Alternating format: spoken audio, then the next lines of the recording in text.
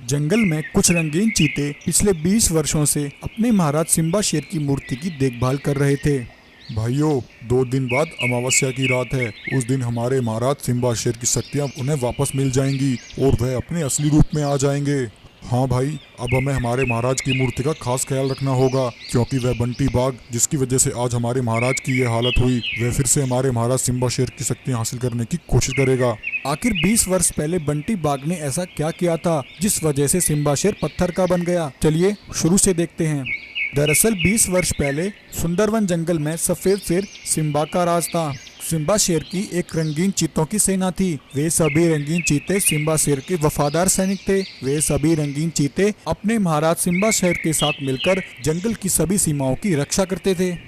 Simba शेर कोई साधारण शेर नहीं था, उसके पास कुछ अद्भुत दिव्य शक्तियां थीं। सिम्बा बहुत ही दयालु स्वभाव का था। वह अपनी उन शक्तियों से जंगल के जानवरों की मदद करता था, और अगर कोई जानवर उसके जंगल में कोई नुकसान पहुंचाता या किसी जानवर को परेशान करता तो सिम्बा शेर उन्हीं शक्तियों से अपने कई रूप धारण कर लेता था और उन शक्तियों से उस शिकारी का अंत कर दिया करता था। ये अद्भुत शक्तियाँ सिम्बा को उसके पिता महाराज गब्बर शेर से प्राप्त हुई थी। गब्बर शेर ने मरने से पहले अपनी सारी शक्तियाँ सिम्बा को देकर कहा था, सिम्बा बेटा, आज से ये सारी शक्तियां तुम्हारी हुई। तुम इन शक्तियों का ध्यान रखना और हमेशा इन शक्तियों का प्रयोग जंगल की भलाई के लिए ही करना। ये शक्तियां केवल भलाई के काम के लिए ही बनी हैं। बेटा सिम्बा, ध्यान रखना, अगर तुमने जाने या अनजाने में इन शक्तियों का कभी गलत प्रयोग किया तो ये शक्तियां खत्म हो जाएंगी और तुम अगले 20 वर्षों के लिए पत्थर के बन जाओगे। अपने पिता गब्बर की यह बात सिम्बा शेर हमेशा याद रखता था। सिम्बा उन शक्तियों का खास ख्याल रखता था। वह अपनी उन शक्तियों को एक मणि के अंदर रखता था और समय आने पर उस मणि से हमेशा गरीब दीन दुखियों की मदद किया करता था। वहीं उसी जंगल में बंटी नाम का एक रंगीन बाघ रहा करता था। बंटी बाघ बड़ा ही लालची और घमंडी था। जब बंटी बाघ को सिम्बा की शक्तियों के बारे में पता लगता है तो बंटी बाघ लालच में आ जाता है और कहता है, अरे, इस सिम्बा शेर के पास तो अद्भुत शक्तियां हैं। मुझे कैसे भी करके सिम्बा शेर की वह जादुई मणि उससे हासिल करनी होगी। ऐसा सोचकर एक दिन बंटी बाघ सिम्बा शेर के पास पहुंचता है और कहता है, महाराज महाराज, मैं बड़ी दूर से यहाँ आया हूँ। मैं यहाँ रास्ता भटक गया हूँ और अपने घर जाने का रास्ता ढूंढ नहीं पा रहा हूँ। कई दिनों से भटकते भटकते मैं इस जंगल में थक गया हूँ। महाराज, क्या मैं यहाँ कुछ समय के लिए आपके इस जंगल में रुक सकता हूँ? जैसे ही मैं अपने घर जाने का रास्ता ढूंढ लूंगा मैं यहाँ से चला जाऊंगा। बंटी बाघ की यह झूठी दुख भरी कहानी सुनकर सिम्बा शेर को उस पर दया आ जाती है। वह उसको जंगल में रहने की अनुमति दे देता है। लेकिन यह तो बंटी बाघ की मणि को हथियाने की एक चाल थी। रात होते ही बंटी बाघ सिम्बा की गुफा पर पहुंचता है और वहां जाकर वह सिम्बा की जादुई मणि को उठा लेता है और वहां से भाग जाता है। अब बंटी बाघ को रात में बहुत तेज भूख लगती है। वह रात में ही उस मणि की शक्तियों का इस्तेमाल करता है और एक गाय का शिकार कर लेता है। उसके ऐसा करते ही मणि के अंदर की सारी शक्तियां खत्म हो जाती हैं और वहीं सिम्बा शेर एक पत्थर का बन जाता है। अब से अब तक वे सभी रंगीन चीते अपने महाराज सिम्बा शेर की देखभाल कर रहे थे और उन शक्तियों के मणि में वापस लौटने का इंतजार कर रहे थे। अब 20 वर्ष पूरे हो चुके थे। वहीं बंटी बाघ को भी इस बारे में पता लग चुका था। बंटी बाघ अपने सैनिकों को इकट्ठा करता है। सुनो मेरे सैनिकों, जो शक्तियां मैं 20 वर्ष पहले हासिल नहीं कर पाया वह सारी शक्तियां मैं अब हासिल करूंगा। 2 दिन बाद अमावस्या है। उस दिन उस मणि की सारी शक्तियां वापस आ जाएंगी। तब मैं वह मणि सिम्बा शेर से हासिल कर लूंगा। रात होते ही बंटी बाघ अपने सिपाहियों को लेकर सिम्बा शेर के जंगल में पहुंचता है। लेकिन रंगीन चीतों को इस बात की पहले ही भनक थी। सभी रंगीन चीते मौका मिलते ही बंटी बाघ के सिपाहियों पर हमला कर देते हैं और उन सभी को जान से मार देते हैं। वहीं उस जादुई मणि की शक्तियां वापस आ जाती हैं। यह देखते ही बंटी बाघ मणि को पाने के लिए उसकी तरफ भागता है, लेकिन तब तक सिम्बा से ठीक हो चुका था। इससे पहले बंटी बाघ सिम्बा पर हमला करता, सिम्बा शेर मणि की शक्तियों से बंटी बाघ पर हमला करता है और मणि की शक्तियों से बंटी बाघ का वहीं अंत कर देता है। सिम्बा शेर सभी रंगीन चीतों का धन्यवाद करता है। मेरे बहादुर सैनिकों, तुम जैसा जाबाज और बहादुर सिपाही मैंने आज तक नहीं देखा। तुम सब मेरे वफादार सिपाही हो। और फिर सिम्बा फिर से हंसी खुशी अपने सिपाही रंगीन चीतों के साथ जंगल में रहने लगता है। एक जंगल में वीरभान नाम का एक शेर अपनी पत्नी भावना के साथ रहा करता था। वीरभान का एक बेटा भी था जिसका नाम सिम्बा था। सिम्बा बिल्कुल दूध जैसा सुंदर सफेद शेर था। वीरभान अपनी पत्नी और बेटे के साथ उस जंगल में रहकर जंगल पर राज कर रहा था। जंगल के सभी जानवर वीरभान के राज में बहुत खुश थे और मजे से अपना जीवन यापन कर रहे थे।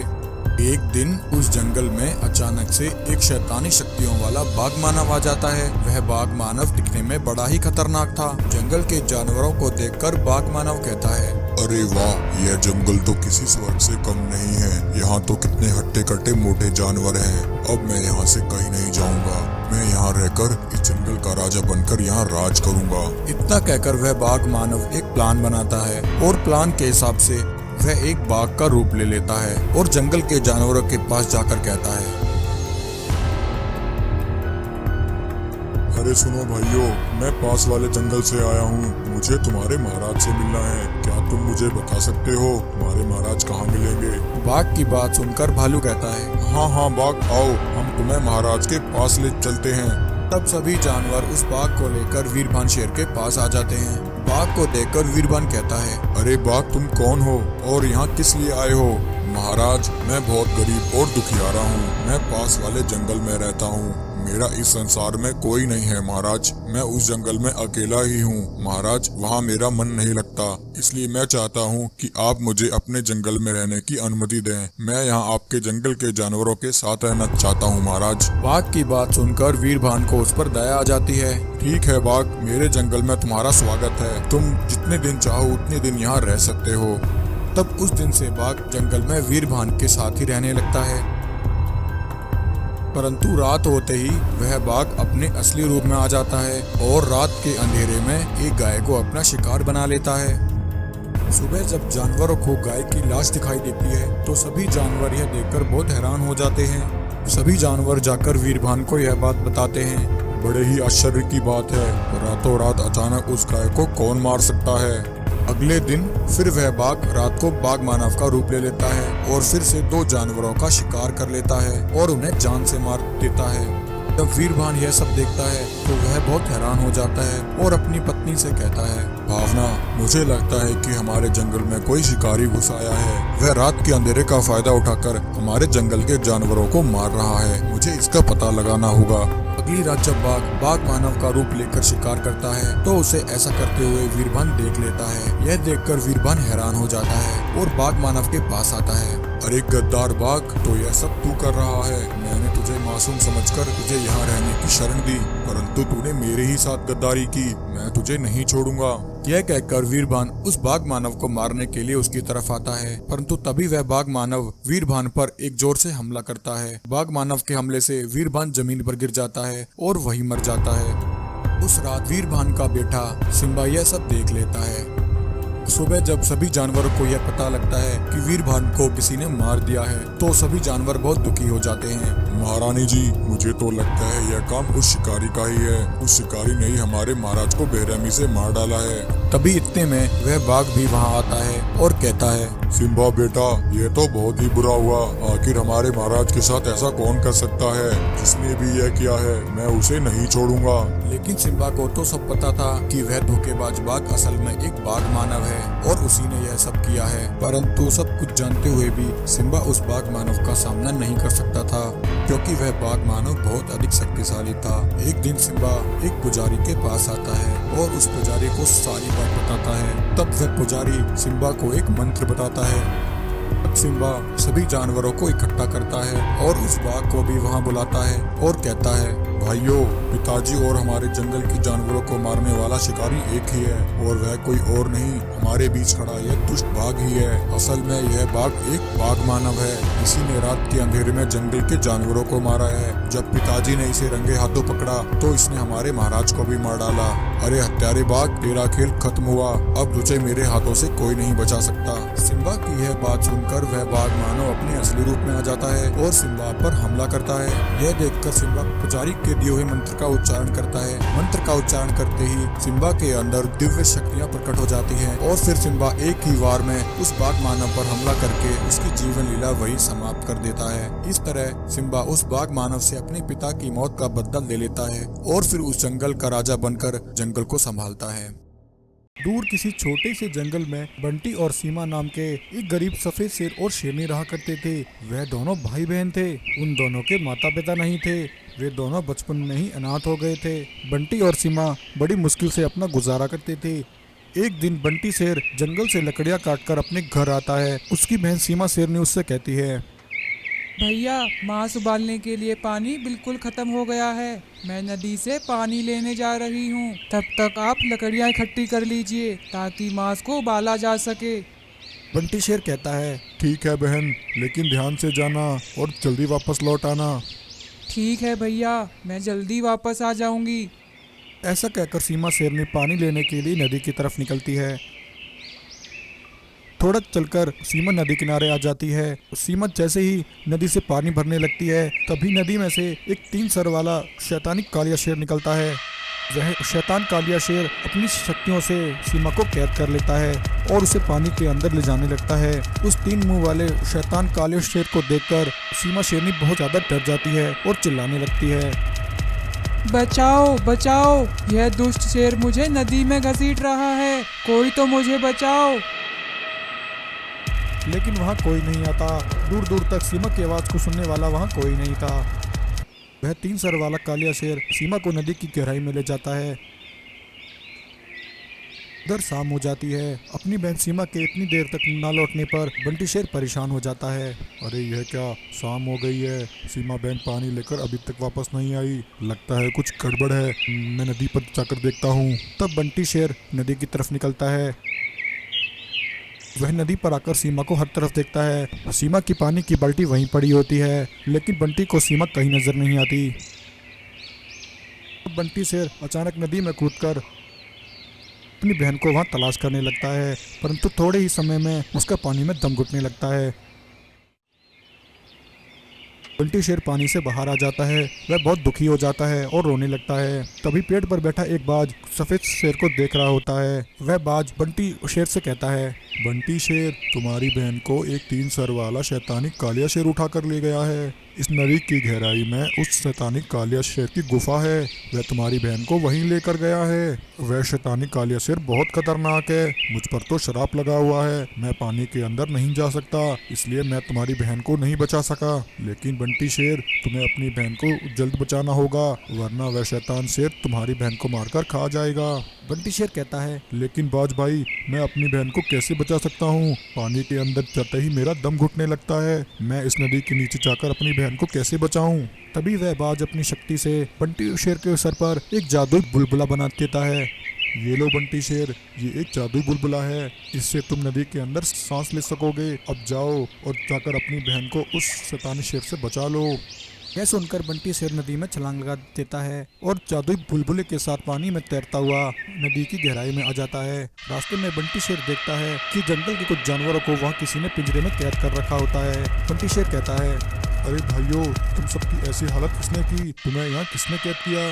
शेर भाई, यह काम उसी 3 मुंह वाले शैतानी कालिया शेर ने किया है। उसने नदी किनारे पानी पीने आने वाले सभी जानवरों को कैद कर लिया है और अभी अभी वह शैतानी शेर एक शेरनी को बंदी बनाकर यहाँ लेकर आया है। यह सुनकर बंटी शेर कहता है, अरे भाइयों, वह शेरनी मेरी बहन सीमा है। मैं अपनी बहन को ही तलाश करने यहाँ आया हूँ। मुझे बताओ, वह दुष्ट शेर मेरी बहन को किस तरफ लेकर गया है और मैं उस शैतानी शेर को कैसे मार सकता हूँ? शेर भाई, यहाँ से आगे उस शैतानी शेर की गुफा है। वह तुम्हारी बहन को लेकर वहीं गया है। जल्दी से अपनी बहन को बचा लो, वरना वह शैतानी शेर उसे मार देगा। उस शेर के पास एक शैतानी मणि है। उस मणि के अंदर शैतानी शक्तियाँ हैं। तुम्हें उस मणि को हासिल करना होगा। केवल उस मणि की शक्तियों से ही उस शैतानी काले शेर का अंत किया जा सकता है। जैसे ही तुम उस शेर का अंत करोगे, हम सब भी यहाँ आज़ाद हो जाएंगे।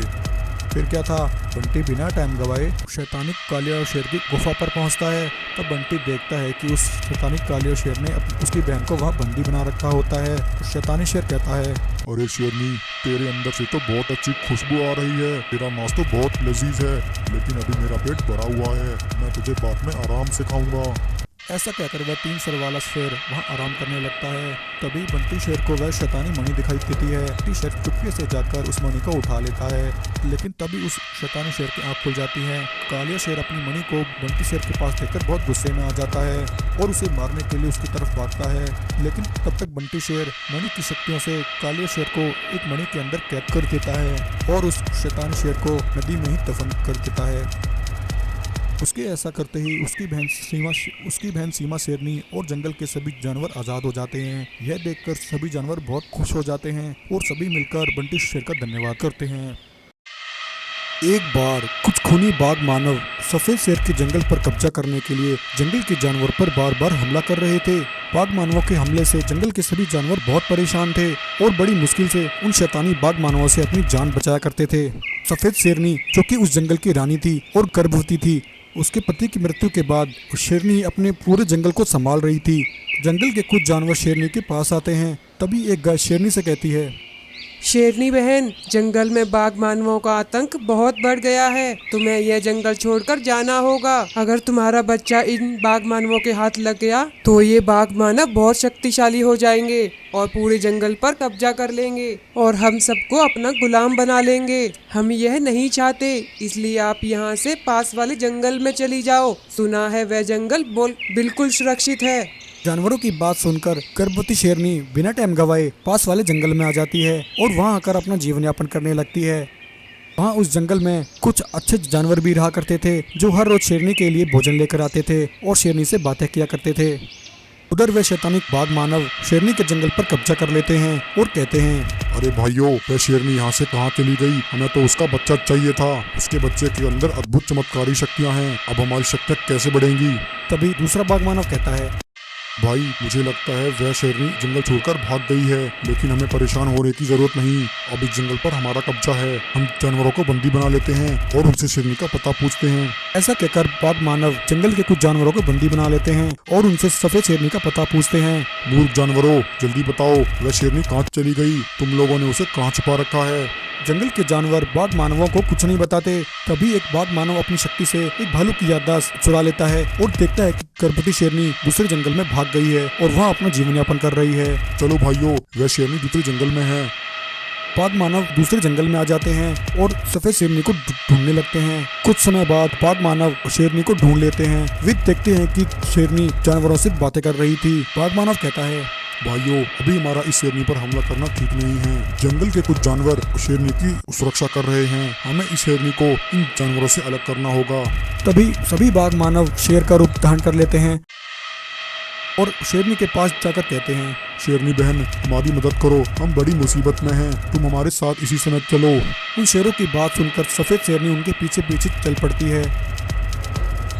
थोड़ी दूर आकर ये सभी बाघ मानव अपने असली रूप में आ जाते हैं और शेरनी को पकड़ लेते हैं। वहीं शेरनी को ले जाते हुए जंगल के कुछ जानवर शैतान बाघ मानवों को देख लेते हैं। वे सभी मिलकर रंगीन शेर के पास आते हैं और उसे सारी बात बताते हैं। जानवरों की बात सुनकर रंगीन शेर कहता है, भाइयों, तुम सब चिंता मत करो, मैं तुम्हारी महारानी शेरनी को कुछ नहीं होने दूंगा। ये शैतान बाघ मानव बहुत ही खतरनाक हैं। इन्होंने कई बार मेरे जंगल पर कब्जा करने की कोशिश की, परंतु हर बार नाकाम रहे। अब समय आ गया है उन सभी शैतानी बाघ मानवों को सबक सिखाने का।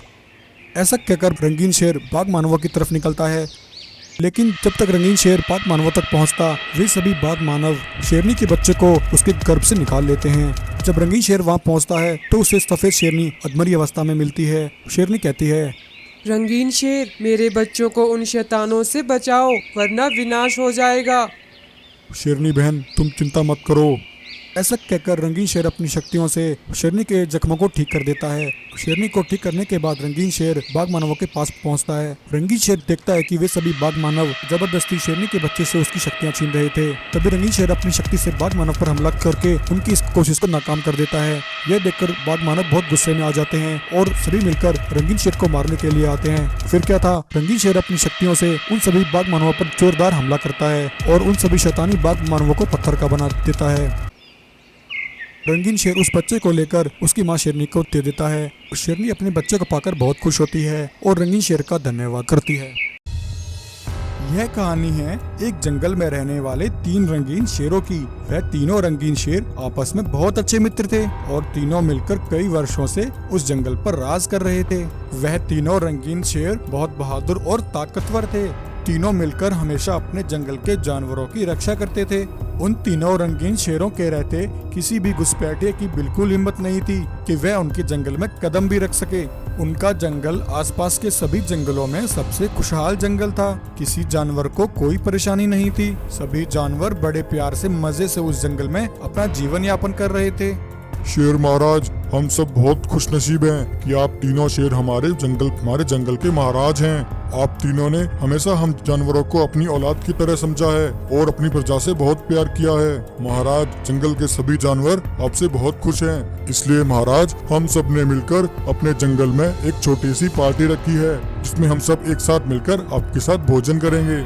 हाँ हाँ भालू, क्यों नहीं, हम तीनों की तरफ से तुम्हें पूरी इजाजत है। आप सबकी दावत में शामिल होना हमारे लिए एक बड़ी खुशी की बात है। वह तीनों रंगीन शेर जंगल के सभी जानवरों के साथ मिलकर मजे से भोजन करते हैं। परंतु उस दिन उन जानवरों की पार्टी पर किसी का ग्रहण लगने वाला था, क्योंकि उस दिन एक जालिम बंटी बाघ अपनी खूंखार और जानलेवा सिपाहियों को लेकर उनके जंगल में आ जाता है। सिपाहियों, सुना है आज जंगल में पार्टी हो रही है। आज हम सब मिलकर इनकी पार्टी को तबाह कर देंगे। सिपाहियों, एक भी जानवर नहीं बचना चाहिए, सबको कैद कर लेना और अगर कोई जानवर भागने की कोशिश करे तो उसे जान से मार डालना और उन तीनों रंगीन शेरों को मेरे लिए छोड़ देना। मैं उन तीनों को अपने हाथों से तड़पा तड़पा कर मारूंगा। चलो सिपाहियों, आज उनके इस जंगल को शमशान बना देते हैं। ऐसा कहकर बंटी बाघ अपने सिपाहियों के साथ उन रंगीन शेरों पर हमला कर देता है। बंटी बाघ के सिपाही तादाद में बहुत ज्यादा थे। जंगल के जानवर उनका सामना नहीं कर पाते हैं। बंटी बाघ के सिपाही सभी जानवरों को और बंटी उन तीनों रंगीन शेरों को कैद कर लेते हैं। हा हा हा हा हा हा हा हा हा हा हा। क्यों रंगीन शेरों, कैसी रही तुम्हारी आज की पार्टी? अब तुम तीनों मेरी बात ध्यान से सुनो। अगर तुम अपने इन सब जानवरों को जिंदा देखना चाहते हो तो इसी समय तुम तीनों मेरे गुलाम बन जाओ और मेरी सेवा करो। अगर तुम तीनों ने मेरी गुलामी स्वीकार नहीं की तो मेरे सिपाही तुम्हारे एक एक जानवर को जान से मार देंगे। बंटी बाघ की बात सुनकर तीनों रंगीन शेर बड़े परेशान हो जाते हैं। भाई, अब हम क्या करें? यह बंटी बाघ तो बड़ा ही जालिम है। अगर हमने इसकी बात नहीं मानी तो यह हमारी मासूम प्रजा को मार डालेगा। नहीं भाई, हम ऐसा कभी नहीं होने देंगे। हमने हमेशा हमारी प्रजा की रक्षा की है और आज भी हम उनकी रक्षा करेंगे। अपनी प्रजा को बचाने के लिए अगर हमें बंटी बाघ की गुलामी भी करनी पड़ी तो कोई बात नहीं। सुनो बंटी बाघ, तुम सभी जानवरों को छोड़ दो। ये सभी जानवर मासूम हैं। हम तीनों को तुम्हारी गुलामी स्वीकार है। आज से हम तीनों तुम्हारी सेवा करेंगे। हा हा हा हा हा हा हा हा हा। वाह, ये हुई ना बात। मुझे तुम तीनों से यही उम्मीद थी। तब रंगीन शेरों की बात सुनकर बंटी बाघ बहुत खुश होता है। लेकिन तभी उन रंगीन शेरों को एक आवाज आती है। भाइयों, तुम्हें इस दुष्ट की गुलामी स्वीकार करने की कोई जरूरत नहीं है। मैं आ गया हूँ। यह आवाज उनके मित्र सफेद शेर की थी। सफेद शेर अपनी पूरी सेना को लेकर तेजी से भागता हुआ वहां पहुंचता है। मेरे भाइयों, मैं आ गया हूँ। तुम्हें इस बाघ से डरने की जरूरत नहीं। सफेद शेर जोर से दहाड़ते हुए कहता है। अरे दुष्ट बंटी बाघ, तुझे क्या लगा तू मेरे रंगीन शेर भाइयों को कैद कर लेगा और इस जंगल पर राज करेगा? मूर्ख बाघ, मेरे होते हुए तू कभी ऐसा नहीं कर सकता। सिपाहियों, हमला करो और इन सब जालिमों को मार डालो। तब सफेद शेर और उसके सभी सिपाही मिलकर बंटी बाघ की सेना पर हमला कर देते हैं। बंटी बाघ के सिपाहियों और सफेद शेर की सेना के बीच एक बहुत घमासान युद्ध होता है। सफेद शेर के सिपाही बंटी बाघ के सभी सिपाहियों को मार डालते हैं और वहीं सफेद शेर भी बंटी बाघ को जान से मार देता है और उन तीनों रंगीन शेरों और सभी जानवरों को आजाद करा लेता है। यह देखकर तीनों रंगीन शेर और जंगल के सभी जानवर बहुत खुश होते हैं। दोस्त, तुम्हारा बहुत बहुत धन्यवाद। आज तुमने सही समय पर आकर हम सबकी जान बचा ली। परंतु मेरे भाई, तुमने यह सब कैसे किया और तुम्हें कैसे पता चला कि बंटी बाघ हम पर हमला करने वाला है? मेरे भाइयों, जब बंटी बाघ अपने सिपाहियों के साथ मिलकर इस जंगल पर हमला करने का मंसूबा बना रहा था, तब मैं वहीं खड़ा इन सब की सारी बातें सुन रहा था। अरे, यह दुष्ट बाघ तो रंगीन शेरों पर हमला करने की योजना बना रहा है। मेरे रंगीन शेर भाई इस बात से बिल्कुल बेखबर हैं। मुझे उन सबको बचाना होगा। तब मैंने अपने जंगल जाकर अपने सिपाहियों को तैयार किया और उन सबको लेकर तुम्हारे जंगल आया। धन्यवाद सफेद शेर, तुमने हमारी जान बचाकर हम सब पर बहुत बड़ा एहसान किया है। तो इस तरह सफेद शेर अपनी सेना के साथ रंगीन शेरों के जंगल को बंटी बाघ की सेना से बचा लेता है। तो प्यारे दोस्तों, कैसी लगी आपको आज की हमारी ये कहानी? अगर आपको वीडियो अच्छी लगी हो तो वीडियो को लाइक करें, शेयर करें और ऐसी इंटरेस्टिंग मजेदार स्टोरीज देखने के लिए हमारे चैनल को सब्सक्राइब करें। एक जंगल में सीमा नाम की एक बहादुर शेरनी रहा करती थी। सीमा के साथ उसके 3 बेटे भी रहा करते थे। वह तीनों अद्भुत रंगीन शेर थे। उन तीनों के पास जन्म से ही अद्भुत शक्तियां थीं। किसी के पास अग्नि की शक्ति, किसी के पास पानी की शक्ति, तो किसी के पास वायु की शक्ति थी। वह तीनों रंगीन शेर भाई अपनी माँ के साथ ही रहते थे, परंतु उन तीनों में एक कमी थी। उन तीनों भाइयों में कौन सबसे ज्यादा शक्तिशाली है, इस बात को लेकर वह तीनों आपस में लड़ते झगड़ते थे। एक दिन वह तीनों रंगीन शेर भाई एक पेड़ के पास आते हैं। तभी हरा शेर, जिसके पास अग्नि की शक्ति थी, वह अपनी आग से उस पेड़ को जला देता है और कहता है, हा हा हा हा, देखो मेरे भाइयों, मैं तुम दोनों से अधिक शक्तिशाली हूँ। मैं अपनी शक्ति से किसी को भी जला सकता हूँ। नीला शेर, जिसके पास पानी की शक्ति थी, वह अपने पानी से उस पेड़ की आग को बुझा देता है और कहता है, हा हा हा हा, देखो मेरे शेर भाई, मैंने अपने पानी से तुम्हारी आग को कैसे बुझा दिया, इसलिए मैं तुमसे अधिक शक्तिशाली हूँ। यह सुनकर लाल शेर, जिसके पास वायु की शक्ति थी, वह उस पेड़ को हवा में उड़ा देता है और कहता है, यह देखो भाइयों, ना तुम्हारी आग चली और ना तुम्हारा पानी। देखते ही देखते यह पेड़ मेरी हवा से उड़ गया, इसलिए मैं तुम दोनों से अधिक शक्तिशाली हूँ। वह तीनों रंगीन शेर भाई आपस में लड़ ही रहे होते हैं कि उन तीनों को लड़ता देखकर उनकी माँ सीमा शेरनी वहाँ आती है और कहती है, मेरे प्यारे बच्चों, यह तुम तीनों क्या कर रहे हो? मेरी बात ध्यान से सुनो। तुम तीनों बचपन से ही अद्भुत शक्तियों के साथ पैदा हुए हो, इसलिए तुम तीनों ही शक्तिशाली हो। अगर तुम तीनों भाई एक साथ रहोगे तो तुम तीनों से अधिक शक्तिशाली इस संसार में कोई नहीं। मेरी यह बात ध्यान रखना।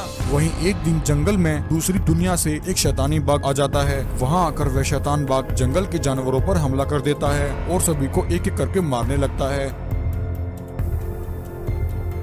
इतना कहकर वह शैतान बाघ और जानवरों को अपना शिकार बनाने लगता है। तभी जंगल का एक भालू यह सब देख लेता है और सभी जानवरों को लेकर रंगीन शेरों के पास आता है। महाराज महाराज, हमारी रक्षा कीजिए, हमारे जंगल में दूसरी दुनिया से एक शैतानी बाघ घुस आया है। महाराज, वह शैतानी बाघ बहुत खतरनाक है, उसने हमारे जंगल के कई जानवरों को मार डाला और वह इसी ओर आ रहा है। महाराज। भालू की बात सुनकर हरा शेर कहता है, अरे भालू, यह तुम क्या कह रहे हो? उस बाघ की इतनी हिम्मत, मैं उसे नहीं छोड़ूंगा, मैं उसे अभी जाकर देखता हूँ। यह कहकर हरा शेर उस शैतानी बाघ को मारने के लिए उसके पास आ जाता है। अरे दुष्ट बाघ, तुम्हारी इतनी हिम्मत, तुम हमारे जंगल में घुसकर हमारे जानवरों को मार रहे हो, मैं तुम्हें नहीं छोड़ूंगा।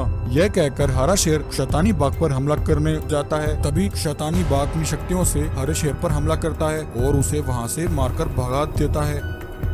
हरा शेर वापस सभी जानवरों के पास आ जाता है। नीला शेर कहता है, हा हा हा, क्या हुआ भाई, तुम उसका सामना नहीं कर सके? मुझे तो पहले ही पता था यह तुम्हारे बस का नहीं है। यह कहकर नीला शेर शैतानी बाघ के पास आ जाता है और अपनी पानी से उस पर हमला करता है, परंतु वह शैतानी बाघ अधिक शक्तिशाली था, तो वह नीले शेर को भी अपनी शक्तियों से मारकर भगा देता है। नीले शेर को वापस आता देख लाल शेर उस पर हंसने लगता है। हा हा हा हा हा, क्यों भाई, क्या हुआ? आखिर तुम्हारा पानी भी उस बाघ के आगे फेल हो गया। अब देखो मैं कैसे उस बाघ को सबक सिखाता हूँ। यह कहकर लाल शेर शैतानी बाघ के पास आ जाता है और उस पर हमला करता है, परंतु शैतानी बाघ लाल शेर पर हमला करके उसे बुरी तरह घायल कर देता है। लाल रंगीन शेर बड़ी मुश्किल से अपनी जान बचाकर वहाँ से भागता है और भागकर अपने दोनों भाइयों के पास आ जाता है। भाइयों, वह शैतानी बाघ तो बहुत शक्तिशाली है, हम ऐसे उसका सामना नहीं कर सकते। यह कहकर वह तीनों रंगीन शेर अपनी माँ के पास आ जाते हैं और उसे सारी बात बताते हैं। तब उनकी माँ सीमा शेरनी कहती है, मेरे बच्चों, मैंने तो तुम्हें पहले ही कहा था, तुम अकेले शक्तिशाली नहीं हो। तुम तीनों मिलकर एक साथ उस शैतानी बाघ पर हमला करोगे तो वह शैतानी बाघ तुम्हारा कुछ नहीं बिगाड़ पाएगा। शेरनी अपने बेटों से यह सब कह ही रही थी कि तभी वह शैतानी बाघ वहाँ आ जाता है। मेरे बच्चों, यही समय है अपनी बहादुरी दिखाने का। जाओ और उस शैतान को खत्म कर दो। फिर क्या था, वह तीनों रंगीन शेर भाई एक साथ अपनी शक्तियों से उस बाघ पर हमला करते हैं। हरा शेर अपनी आग से शैतानी बाघ को जला देता है और लाल शेर अपनी शक्ति से उस बाघ को हवा में उड़ा देता है। भाइयों, माँ ने सही कहा था, हम तीनों ही शक्तिशाली हैं, हमसे अधिक शक्तिशाली कोई नहीं।